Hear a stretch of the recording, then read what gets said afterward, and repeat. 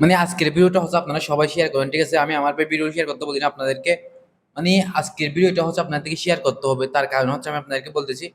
আমি আগামীকালকে একটা হচ্ছে ভিডিও করি, আমি একটা লাইভ করি, লাইভের মধ্যে বলি হচ্ছে আর স্বর্ণের দাম নিয়ে হচ্ছে আমি কিছু কথা বলি, যে কথাগুলো আসলে আমার মানে আমি মনে করি আমি একজন বাংলাদেশের নাগরিক হিসাবে আর কথাগুলো হচ্ছে আমার বলা মানে আমি হচ্ছে ছোট মানুষ, বেশি বুঝি না।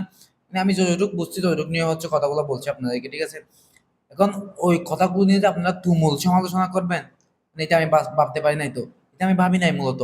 মানে আমি হচ্ছে মুখ থেকে আমার আচ্ছা, আমি জাস্ট এখানে আমি একটাও ভুল কথা বলি নাই, আমি সবগুলো কথা হচ্ছে শিওর কথা বলছি।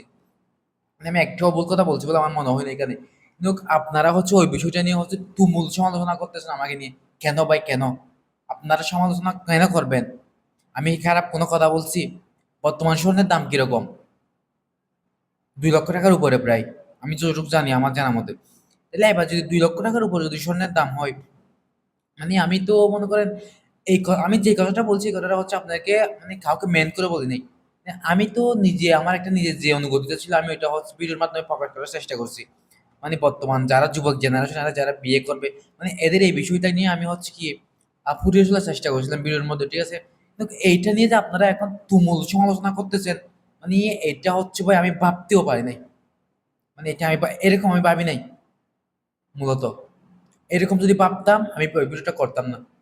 মানে এখানে যারা আমার হ্যাটার্সরা আছে মানে ওইটা নিয়ে হচ্ছে মানে তুমুল সমালোচনা করতেছে, একদম বলতে গেলে অনেক সমালোচনা করতেছে। মানে আপনারা যে ধরনের মাইন্ড নিয়ে চলেন ভাই, আমি তো সেই ধরনের মাইন্ড নিয়ে চলিও না, আমি সেই ধরনের কাজ করিও না। আমি যেটা আমার হচ্ছে স্বর্ণের দাম বাড়ার কারণ হচ্ছে আন্তর্জাতিক পর্যায়ে হচ্ছে বাজারে হচ্ছে যে আন্তর্জাতিক পর্যায়ে যে বাজার আছে ওই বাজারে যেহেতু স্বর্ণের রেট বাড়ছে তাইলে সব জায়গায় বাড়বে, এটা স্বাভাবিক বিষয়। আপনি আমি সবাই জানি।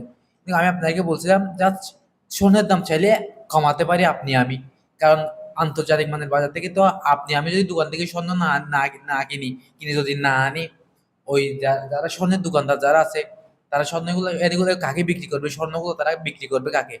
কাকে বিক্রি করবে বলেন? আপনারা বলেন। আমি বলবো না, আপনারা বলেন। আমি আপনাকে জাস্ট কোড দিয়েছিলাম, আমি আপনাকে বলছিলাম হচ্ছে আপনারা গুনে গুনে 1 সপ্তাহ যদি স্বর্ণের দোকানে না যান, স্বর্ণের দোকানদার যারা আছে তারা হচ্ছে আন্দোলন করবে স্বর্ণের দাম কমানোর জন্য। আপনারা কি জানেন? ভাই আমি যে কথাটা বলছি আমি তো মানে মূলত আমি কথা আপনাদেরকে মানে শর্টকাটের মধ্যে আমি হুট করে বুঝাই দিয়ে বলে ফেলছি, মানে এটাই হচ্ছে আসলে আমার দুধ ছিল। ভাই মানে বর্তমান কোন দেশে বাস করি ভাই জানি না। মানে কি ভাই, গালি দিতে মন চায় গালি দিতে পারতেছি না, গালি দিচ্ছি না। আমি বলছি ভাই একরকম, আপনারা বুঝেন আরেক রকম। এটা নিয়ে মানে মানে তুমুল সমালোচনা করে দিচ্ছেন, মানে মানে এইরকম সেরকম হ্যান ত্যান। ভাই বুঝি না ভাই আপনারা কিরকম মাইন্ড নিয়ে চলেন ভাই। বাস্তব কথা বলতে গেলে ভাই এগুলো হচ্ছে আপনারা মানে সমালোচনা করবেন, এটা আমি এখন বুঝে গেছি ভালো করে।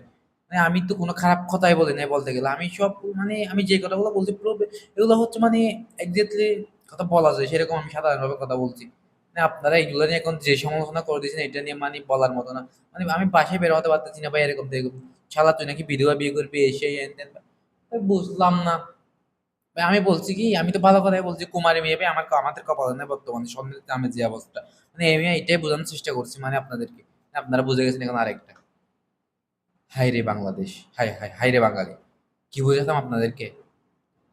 ঠিক আছে, সবাই ভালো থাকবেন, সুস্থ থাকবেন, এটাই বলার জন্য আসছিলাম আসলে। কথার মধ্যে যদি কোনো ভুল হয় ছোট ভাই হিসেবে ক্ষমা দৃষ্টিতে দেখবেন।